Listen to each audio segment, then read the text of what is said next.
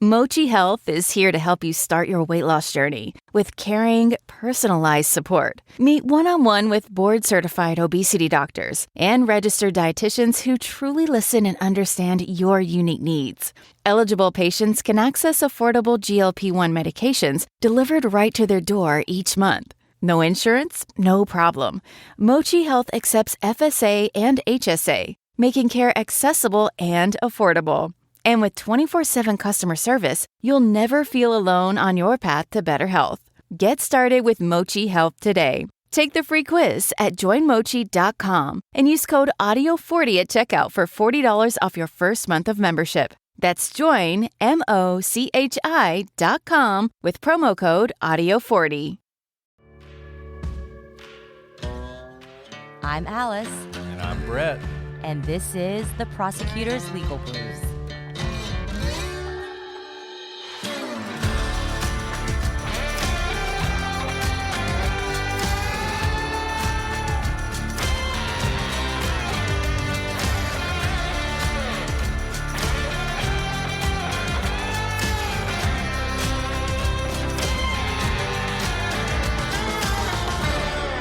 Welcome back to the Prosecutor's Legal Briefs. I'm your host, Alice, and I'm joined by Kevin and Anya from the Murder Sheet, and also Jayson, Blair from the Silver Linings Handbook. So you guys barely got a break, and then you came back for round two, motion to dismiss. Can you lay out what this motion was about and how did it start off? So back in 2017, in February of 2017, the defense's suspect, Brad Holder, was interviewed at the police station. This interview was recorded on a DVR, and then a memo was written about it. The DVR is something that's supposed to only be turned on when an interview occurs. But for some reason, it was speculated today that it was because of a power surge or something of that nature. The settings in the DVR got switched to do a continuous record. And because of that, several days worth of recordings were lost, including this initial interview with Brad Holder. And even though Holder is still available to be interviewed, and even though there are memos recounting the interview, the defense maintains that this interview itself would be so exculpatory. The fact that we don't have it available to us is a sign that, the case needs to be dismissed. And so one thing they needed to prove today to get over the hurdle was they needed to establish that in 2017, at the time the interview was erased, that the police should have known that it was an incredibly important interview. So that therefore it was like a real act of negligence or something worse for this to happen. And if you could prove that, then perhaps Judge Gold would dismiss the case. And so what was interesting is that Baldwin called, the first witness he called was Todd Click, who's one of the investigators who investigated the Odinism angle. And instead of talking about what police should have known in 2017 or what police did know in 2017, he started going into all the details of Todd Click's investigation, which started after 2017. And there were some objections, and Baldwin kept saying, well, I'm getting to it, I'm laying foundation. But it seemed like a way just to get all of the Odinism stuff back in again. And finally, the judge lost patience with the whole thing. Another witness was called, Brad Holder's former wife, I believe, Amber Holder. Yep. And again, this was focusing on things after 2017. The judge called counsel to her bench, and at times she was speaking so loudly that we could hear the things she was saying. She said at one point, if you don't have witnesses to 2017, you are wasting everyone's time. I mean, I called it, I was like, this is the Frank's memo, the dance hall remix. I mean, it was like, we're not really getting a lot of new information. I found it very interesting to hear from Todd Click personally, because he's been sort of a central figure in that theory. But I honestly kind of felt bad for these witnesses because they came, to testify, and basically like it wasn't, I guess, the appropriate moment. It wasn't something that would actually speak to the issues of 17. Yeah, should this case be dismissed? So it's like going to a football game with a baseball bat. He wasn't prepared to do what he needed to do in order to win his motion. And so kind of to lay the groundwork, I know we just did a little bit about face. So contempt hearing, Hennessy was the attorney because the subjects of the contempt were Baldwin and Rosie, the defense attorneys. But the motion to dismiss was filed by Richard Allen's attorneys, and it's to dismiss the case. So Baldwin and Rosie are back now as defense counsel. Hennessy's no longer part of this particular hearing. And specifically, they were saying that because there were interviews, is this the April ones or the February ones? February one. So I think a few days in February of 2017, remember the girls were murdered in February 14th, 2017. So right after, really within weeks, in the first weeks of the investigation, Brad Holder was interviewed. And if there had been video of it, it had been lost back in the day. And it sounds like what they were coming in to do was to essentially have a Frank's motion based on their Odinism theory, which of course had been denied by the judge previously. Is that that's the sense I'm getting here, is they called witnesses to talk about really what they wrote about in their Frank's motion?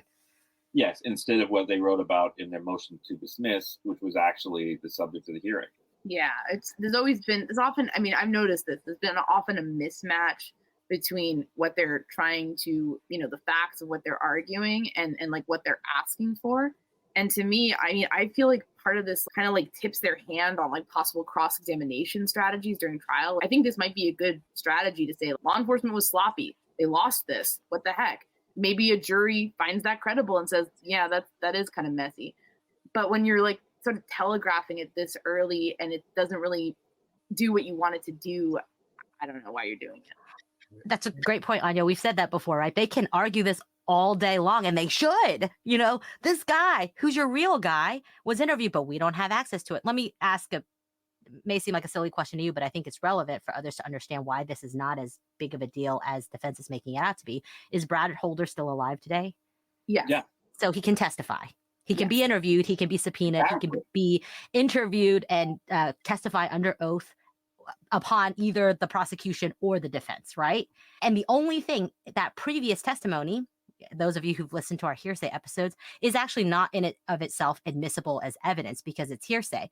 Now, of course, if he said something completely opposite, if he said, I killed the girls in those recordings, and then now is getting on the stand and said, I don't even know what you're talking about. I never even saw those girls.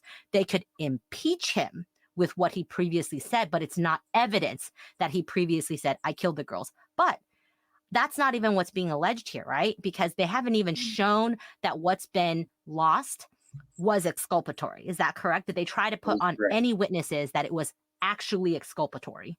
Yeah. This They did not. Yeah.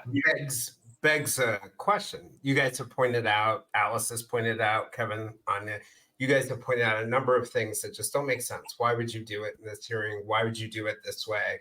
That you're giving them a preview of things. So it begs the question, why would you do it? So this is something I've felt for a long time. If you change your lens and stop looking at the defense team's focus being on the jury and you look at it being on the media, then all of it makes sense. It makes sense why to talk about Odinism. It makes sense to why to try to undermine things. So, to Alice's point before, I sort of feel like we've gotten to this point where we've lost sight of the girls and justice, right? Which is the implicit reason why we have all these things. We've lost sight of the explicit rights of the defendant given in the Bill of Rights, right? And what we're really focused on right now is pandering to the headlines of the day for the media. Now, I understand, right, that's just, it may not be true. It may not be realistic, but it certainly leaves the impression that the real jury for all of this is the media. Why else would you do these things? Do you view that as a goal for helping in appeals or a movement to free Richard Allen down the line? Or I guess why would you do this? Well, I were covering the coverage. I would look at it as a great way to turn yourself into the next Jose Baez, right? Or to get a movie deal. This is all great for it. All the drama, all the being removed, all this stuff, it makes a great movie. And if you are somehow also successful in getting the defendant off, not that I want to accuse anyone of ill will, then you've got the combination of this great narrative and you've been successful, and don't get me wrong, people should look out for their own interests, but we should put the interests of the defendant and the girls first. And, I'm the first to admit I may entirely be wrong, but when I look at the empirical evidence in front of me, it's hard to draw any other conclusion. So. Very well said, Jayson. We've also, I know you guys have heard me say this before, but I think it begs repeating in this case. Evidence is lost at times in investigations, certainly a 7-year investigation. And the fact that something is lost, not because someone intentionally went and deleted something because they knew it was exculpatory, does happen in cases. That doesn't prevent a case from going to trial. Rather, it affects the arguments the other side can make about credibility, about weight, about sloppy investigations. You can make those arguments all day long. There's probably a lot more there, right? The prosecution can come back and put on a witness about power surges and things that are outside of their control. That all goes to the weight of the evidence, but we're not talking about a situation where we have no idea what Brad Holder is going to say or what he did say. There are ways to find out. He will be testifying, likely, at some point. His wife is around to testify, for example. There's probably a lot of other people. The people who spoke to Brad Holder around the time can testify. So the fact that any information is missing, it doesn't just apply to this defense. Essentially, you're saying if there's any case where there's any shred of information that may or may not become relevant 7 years later, is not part of the file 7 years later, means that no one can be prosecuted for those crimes. If that's the world you want to live in, I mean, truly, there will be no justice system. We don't need investigators because we will not prosecute any cases. There will be no justice for any murder victims. And, God forbid those murder victims be your loved ones. And so until there is any indication that there's prosecutorial misconduct where there was willful withholding of exculpatory evidence, the fact that there are certain tapes that are missing, not great for the prosecution, because you bet your bottom dollar they will argue all day long how bad that is and how sloppy that is. And if they're sloppy about those X number of days of recordings, then how do we know that they could carry on investigation for 7 years, for example? But that's argument to the weight of the evidence before a jury. It's not whether the case should go forward or not at all. So Alice, one question for you. If all of that or some of that information was exculpatory, what would the remedy be? Wouldn't it be just to re-interview or? Sure. Yeah. I mean, you turn over exculpatory evidence that's in your possession. You don't have to create it. Mm-hmm. And so I don't know what the instance was, if there were ever recordings or that the recorder was never turned on. If it was never turned on, there's no obligation to have a recording of every single investigation or interview that you've ever had. I certainly have interviewed hundreds of witnesses without recordings just because of resources. I've interviewed people on the side of the road because we found them there and we whipped out a notepad and started taking notes, right? And so exculpatory evidence, you don't have to create exculpatory evidence. If it's in your possession, you have to turn it over, and you can't intentionally destroy things that will help the other side. And so mistakes can happen. There can be malfunctions of electronics, but no one wants to hear from me on this, because then what happens, Kevin and Anya? I mean, the remedy would not be we never try anyone for No, definitely not. No, we'd all be out of jobs. And also, that's not a world I want to live in, right? Where there's no justice. So were there other witnesses at this motion to dismiss, and how long did it go? It felt like 12 hours in and of itself, honestly. The contempt hearing kind of flew by in comparison, because this, again, was a lot of stuff everybody already had heard. I think there were no other defense witnesses. No. The prosecution called Steve Mullen, who was the police chief at the time, and he spoke in great detail about how this DVR system worked. He also mentioned that he was asked in cross-examination, do you consider Brad Holder a key suspect? And he said no, because the man has an alibi.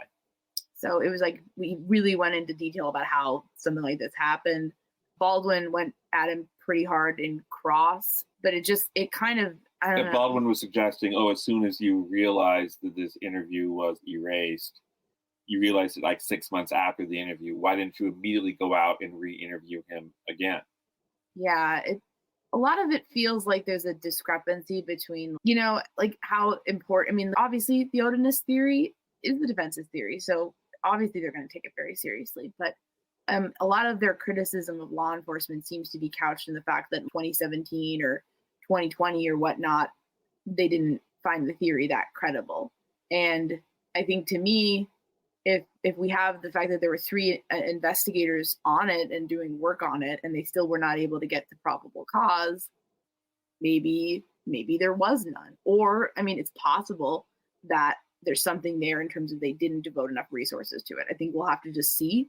But it's kind of interesting to kind of like, the one side saying, this is the theory, how could you not see it? And, the other side's like, no, we kind of think your theories suck. But that's why we didn't look into it.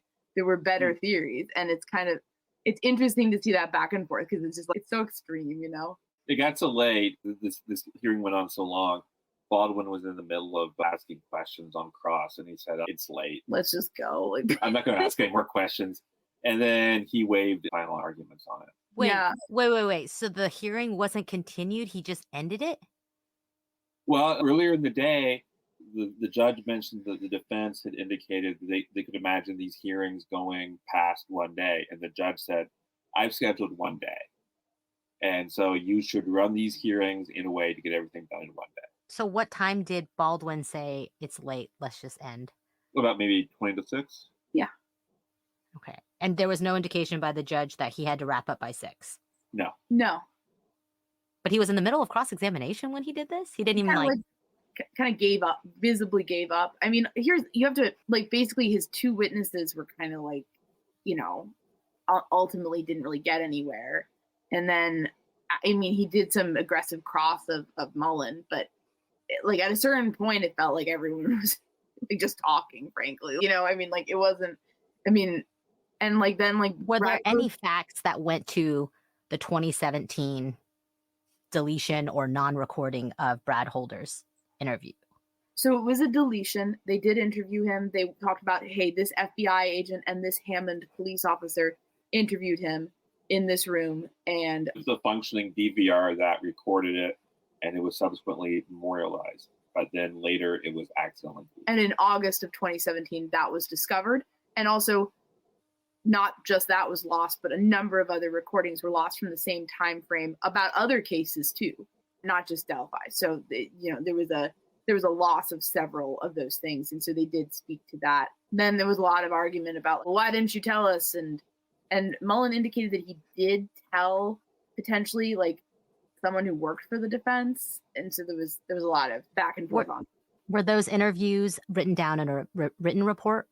Yes. So they were put through the FBI's override system to give a tip narrative of here's the summary. Baldwin woefully said that it was just 6 paragraphs, and no one knew how long they talked to this guy, Brad Holder. So it's not clear aside from that. Obviously, we understand the defense's frustration. Yeah, I think it's understandable. Oh, absolutely. I think that's absolutely right. But I know if the FBI was in there, they had to write a report. They have to write a report of every interview. And by the way, 6 paragraphs is actually a lot based on my experience because they have to write a lot of these reports.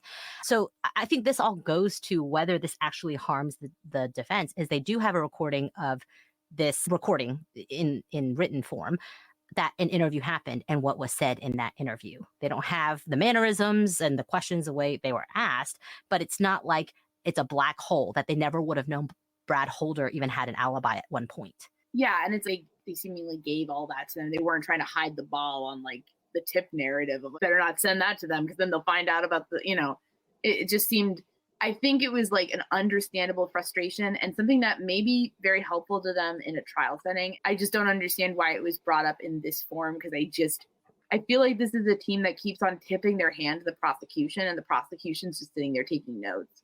And I don't feel like that's going to serve Richard Allen super well at trial. And I think you have to weigh that as an attorney. Like, do I like put my cards on the table right now with this, or do I save this to really, razzle dazzle a jury? And I feel like they consistently are just putting their cards down. And I don't, Jayson's point is very interesting. I know that they've certainly built up a very how should I say this, enthusiastic following amongst some online, in a way that's kind of like maybe somewhat fascinating from a sociological perspective, like standing attorneys in like an ongoing true crime case. Like what is happening with society? But, that's where we are. And I'm only going to ask this question, even though I think it has nothing to do with the motion to dismiss, but I know a lot of people have asked this question in the chat. So I am reading your chats, is they want to know what Todd Click testified to. And the reason I say this has nothing to do with the motion to dismiss is this has to go with the Odinism theory, which is full within the defense's right to fully argue at trial. But it is not about what we are here for, a very narrow argument that a couple days or a few days of testimony that had been recorded in February of 2017 has been deleted, and that deletion somehow means that the entire case should be dismissed. So with that, apparently there was some bombshell in Todd Click's testimony, maybe not, none of us were in the room to hear it, but I think some people heard that maybe some things came out in Todd Click's investigation that gave some sort of credence to the Odinism theory. Is that true? I'm just looking at the chats. I have no personal knowledge of this. I'd be curious what people feel was particularly bombshell-y. I mean, to me, it was mostly a recap. He sort of indicated that in his view, it was never taken seriously enough by the so-called unified command. So, that basically they didn't, I got the sense he's like a guy who's like, this was a good theory. They didn't run with it. He talked a lot about sending Nick McClelland a letter in 2023, alerting to him to like how his theory was better and should be looked at more because he was concerned that somebody who wasn't part of his theory was arrested. So, kind of like, hey, I want to talk to you all about this. And then he felt that they sort of invited him in, but didn't really tell him that much, and then kind of sent him on his way. So, I get the sense that, he's a guy who's like passionate about that theory. In terms of bombshells, were there any like little details that kind of we didn't know before? None that come to mind. It's hard to talk about some of this because like sometimes like you might know stuff and then I don't know what other people are hearing that's like blowing their minds. Maybe it blew my mind a month ago or something. You know what I mean? So I'd be curious if people have something within that. I always felt that, to me, from what I understood, and we got comments from Todd Click talking about how he didn't feel like there was a sacrifice in this case. But he did feel like the same players were involved and that it was like some sort of more interpersonal motive. And to me, that always seemed like the more down-to-earth version of the Odinist theory. And I was always confused as to why the defense didn't go with just go with what Click's saying. Because that, that as opposed to white supremacists sacrificing white kids in a religious sacrifice that there's no real precedent for. Well, on it, if I were writing a book, I'd have the answer to your question, right? So I need to explain away confessions in my book. So I need them to be white supremacists, which requires me to move away from the Click story to have a good narrative to the jury. So just... Jason's like taking out people with his book over there. All right. Around. That was flying Topo. Holder was going to talk about that allegedly Brad Holder had a more extensive relationship with Abby Williams than was previously indicated. Oh yeah, was that the bombshell? Maybe that was the bombshell, But I mean, to me, I guess I'm at a point where I just need something else other than what they're saying in court at this point, because there's been times in the past where we've gotten really like wild filings or hearings, and it's like, wow, this changes everything. This changes everything, and then like a week passes, and you're like, oh. Or you get more context. This changes nothing. Or So without even argument, and that I think is a really big deal. A motion to dismiss obviously is a dispositive motion. It could end your case. You win at that stage. And usually you would never waive your final argument because you have it's like your closing argument at trial, essentially. And you're saying there wasn't any closing arguments at all for the motion to dismiss? No. Did the prosecution do anything?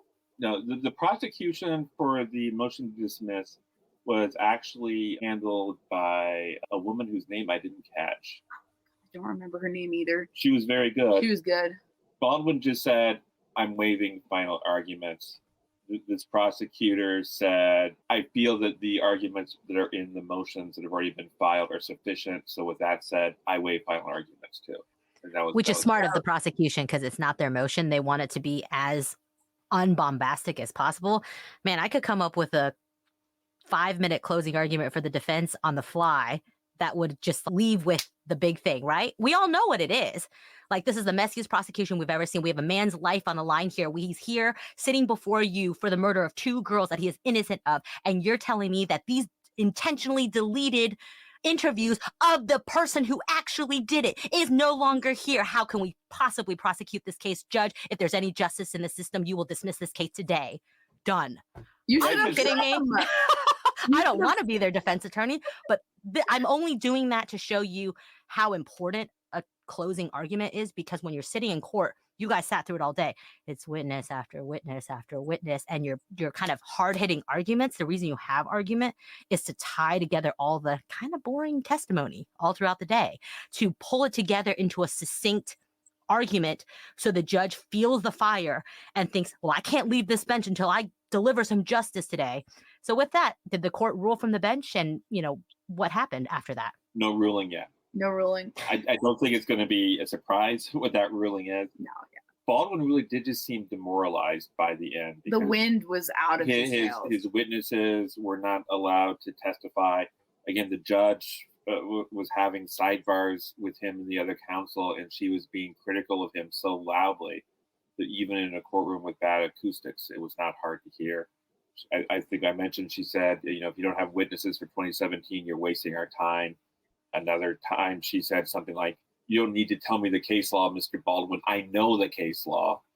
Yeah, and she sounded very angry. So I angry is a strong word. Like, she was kind of just done. She was done for a while with some frustrated. I feel, and I don't know, maybe that plays into the defense's strategy to make her look biased. So it's like, look, she was mean to us. She didn't throw out the case.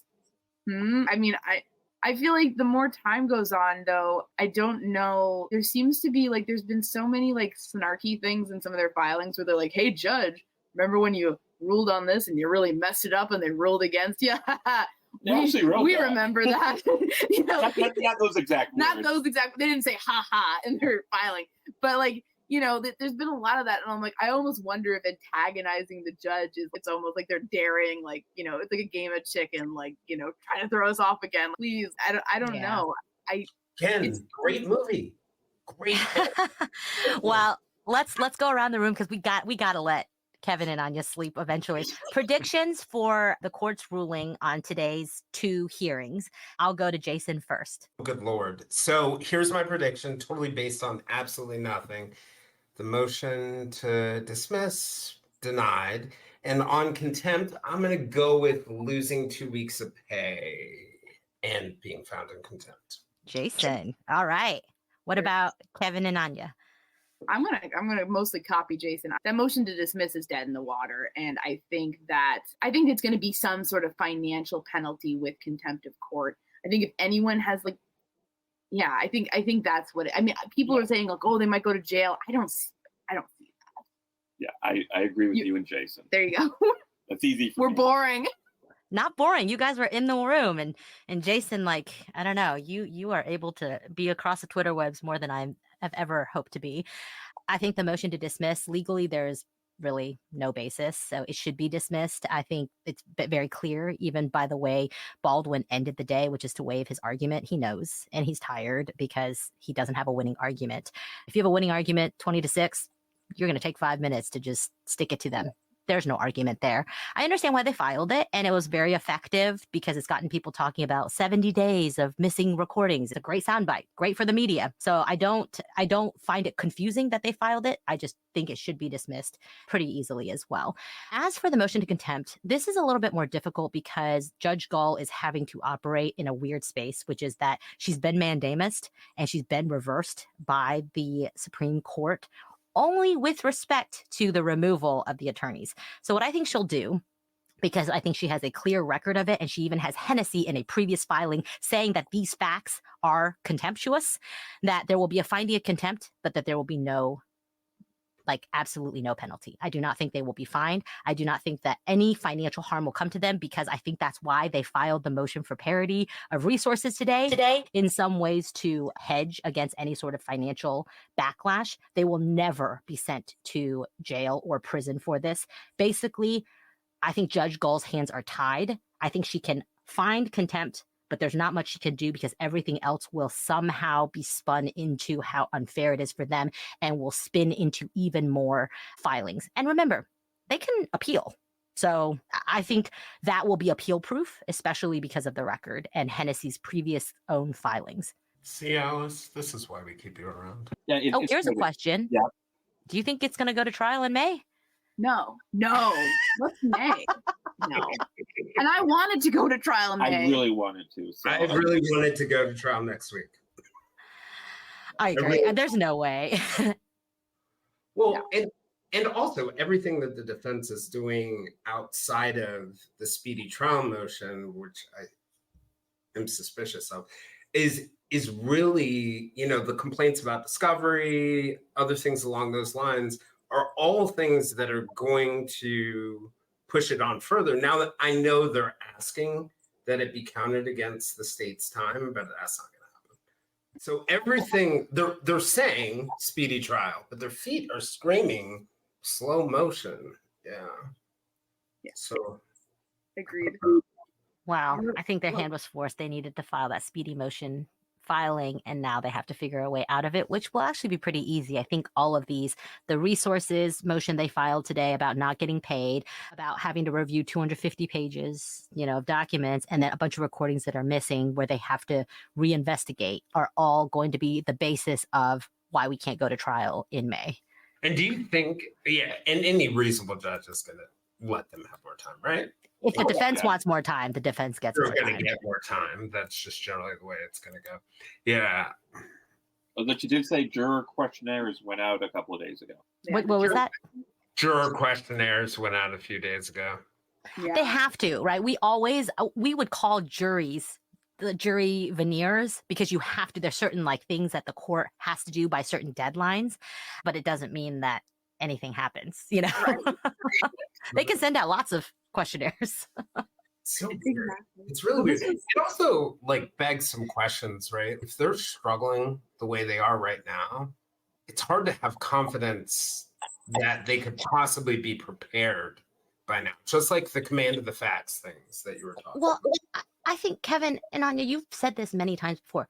There is a real defense to be had in this case. Yes. The bullet casing, the fact that no arrest was made in such a long time, the video was out there for that long, and he's a well-known person in the community. I mean, there is a real defense here. I don't think this is necessarily, and then of course his confessions, which are difficult. Can I tell you my stupid metaphor for this? And Yes. And I can't even do this with you, Alice, because you're the queen of metaphors after what you said about gynecology in our last conversation. I don't know why I'm bringing this, but I'm sleep deprived, so I'm going to do it. This is how to me, let's think about bowling. Let's think about each pin is a specific piece of evidence against Alan. So you have the bullet, you have the confessions or the incriminating statements, what have you. You have him putting himself there. You have, just all the variety of things. Mm-hmm. I think you as a bowler, you can knock those down. I think if you bowl a strike, he's acquitted, and It's possible to bowl a strike. Right now, what I feel like I'm seeing them do is violently kind of fake out with the bowling ball towards the concession stand and the bowling alley employees and the ceiling. And I hope they just let it rip down the alley, because that's how it's supposed to be. The whole defense has a bad case of, I'm not gonna use ADHD as an example, but I can't use that example. Let's just put it this way. It feels like they're all on stimulants and not paying much attention. Well, it's because I think if they're chasing a media high, I mean, I just don't I don't know. I kind of feel when the thing is the media turns on people and cases pretty quickly. And especially creators, right? If you're looking for something like a Hollywood deal, for example, you have to thread the needle so perfectly with the right narrative, the right outcomes.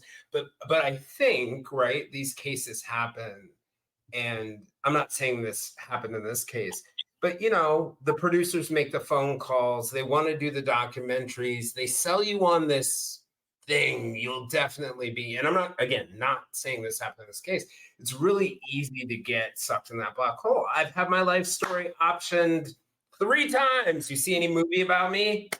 No, right? But I am not a billionaire or millionaire yet. But So you know what that atmosphere is like, and it's I don't know. I dread this. I feel like there is such a solid defense to be made here. Sometimes people say we're too critical on the defense, but that honestly comes from a place of being concerned about Alan getting the best representation possible. And for me, that is like a kind of close hand combat on some of the facts that you're toppling what the prosecution is saying with better experts or better arguments or, hey, this is junk science. We shouldn't use this. I feel like that is so compelling and that would be so impressive and would be really some great lawyering. And everything we've seen so far has been sort of getting further and further away from that. So I'm sort of maybe naively hoping that maybe at some point that there is, I don't know, maybe it's like a fake out and like, no, we're not doing Odinism. I mean, that's not going to happen at this point, but I almost hope maybe to confirm up the Odinism thing or tighten it or like, don't bring in like guards and make it a Indiana-wide conspiracy where all of us are secret Odinists. I think Anya, they don't have to stick to that, right? Like, Here's the thing. I'm fine if Odinism is the way they want to go. Seriously. But do it in the right way. Everyone has defenses and theories. The problem with this case is it's not about the case. This case is not about Libby and Abby and Richard Allen. That's the case we are before, right? If this were about Brad Holder, there can be another indictment against Brad Holder. That's not what we're at here. Everyone has the case and controversy before them. And this is a case within a case within a case within a case, except the cases within the cases have nothing to do with the actual case. They have to do with personal egos of the defense attorneys here. That's my problem with this case. And so if we can get out of the case within a case within a case, which I have no confidence that we'll be able to do at all, then really this is a travesty. So I do hope that this is reined in time for the trial. I do think, a lot of people are like, it's impossible to not have a tainted jury. Guys, it's amazing how little people know about these sorts of cases. Oh, yeah. We know people they have no idea what Delphi is. I mean, in Indiana, it happens. Like, it's not everybody's into true crime. Not everybody's in our space. That's hard for all of us to accept because we're so deep in this space. But they're going to be able to find a jury. I think it's fine. Yeah, it won't be a problem. I don't think Absolutely. You know what makes me so sad about this, actually, beyond the girls, and also justice for him, because there are innocent people. Everybody deserves to have a good defense. The families are going through this, but just coming at it from the perspective of a journalist, there is such an opportunity here for good journalism to hold everyone to account, to hold the prosecution, the judicial system, the defense attorneys to account, right? If you were really going to get held to account for your behaviors in a situation like this, I doubt you would be behaving this way. And the absence of that and the fact that people are turning to these other kinds of creators is really just sort of like taking that. And I know the First Amendment is a defense and a protection, but that concept of oppress, right? It's taking it and just destroying its ability to add value to society. And that makes me very sad. So among things. We've criticized everybody in this case. Like somebody asked us. Go what? for it. You have a criticism? Yeah, go for it. No, never you, Jayson. But just in terms of the public figures, the parties, we've gone after the judge, we've gone after Nick. We've certainly criticized the defense. But one thing we found is that whenever you're holding or attempting to hold somebody to account or saying, listen, the prosecutor shouldn't be hiding the PCA. Or listen, the judge should have created a record before she acted.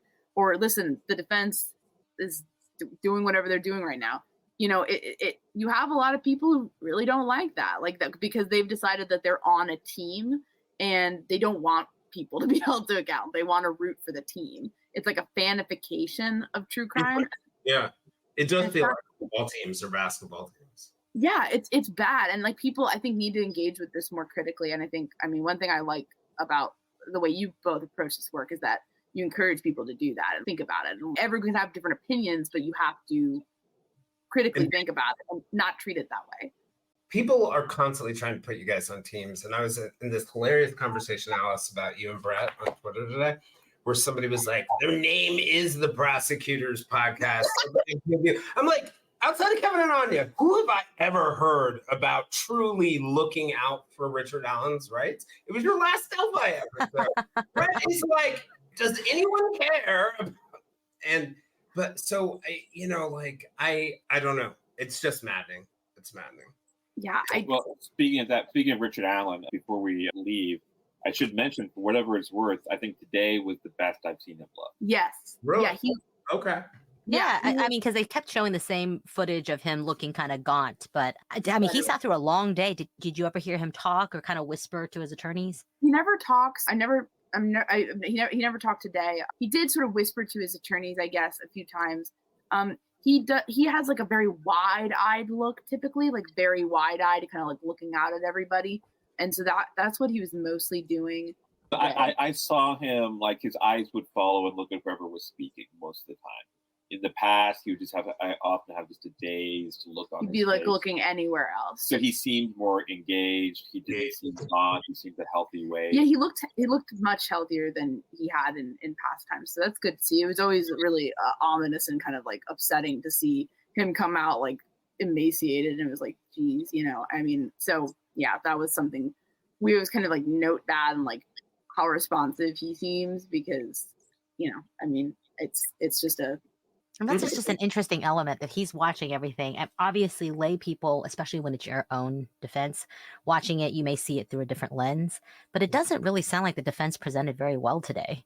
No, they didn't. They didn't. I mean, it doesn't give me any pleasure to say that, but they didn't. And I don't know if he has anyone in his corner who's like legally savvy enough to see that and try to maybe say something. But I think a lot of people equate loud and vigorous lawyering with good lawyering, and that's really oftentimes not the case, actually. And I think in his case, I mean, there was indications from his past attorneys that he seemed to be under the impression that if he got new attorneys from Rosie and Baldwin, that he would be charged, like that he would have to pay out of pocket for it. And so all of that makes me really concerned about what information is being conveyed to him.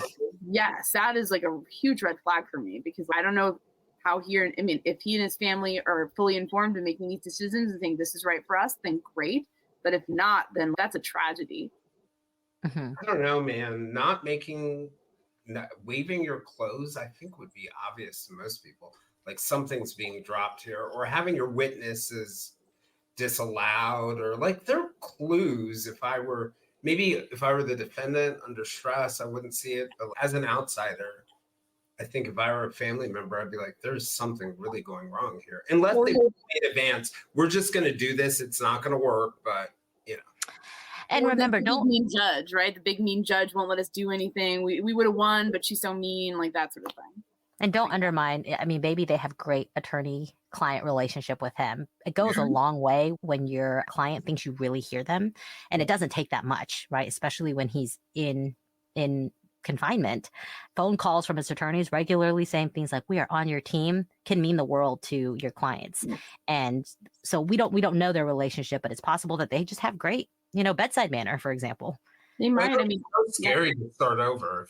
Imagining myself as a defendant in a serious crime, having to explain things that I may not really like about my life, even if I'm innocent, I would hate. It's like starting over with a new therapist times 10.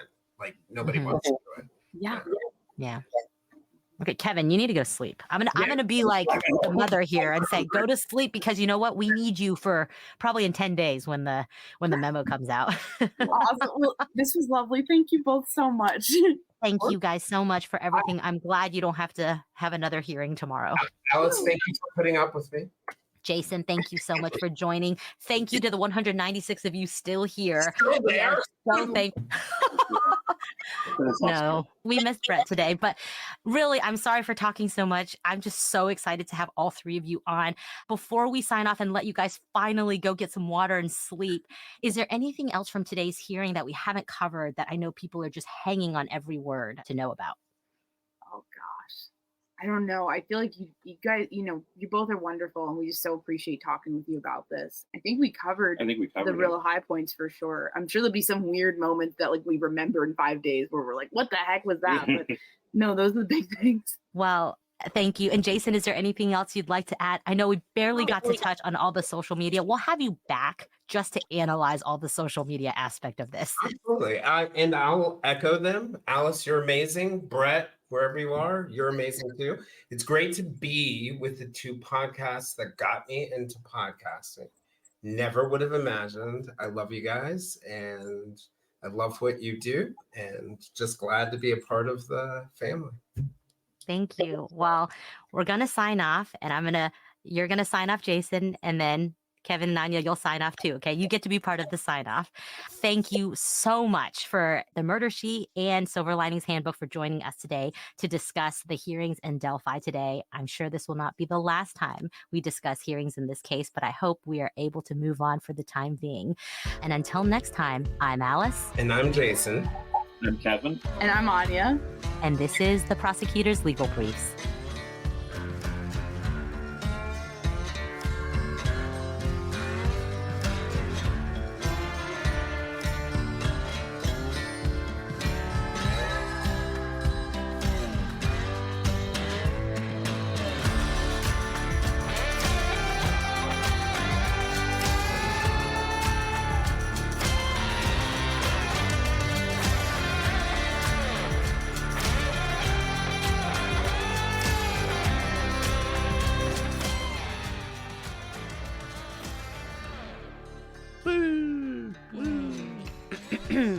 Let's see if I can find a kilt picture. Throw it real fast. You guys hang out for a minute. Shh. I don't want y'all clipping this and sharing it all over the internet, okay? Just say it. You have to do what you do with the map. You got to make it big. I'm going to try and make it big. I'm going to try and blow it up as much as I can. Oh, wait. No. My wife's not going to like this because she's in the picture, but you guys will just have to deal with that. But she's so cute. So cute. She is. She's so okay, cute. let's see.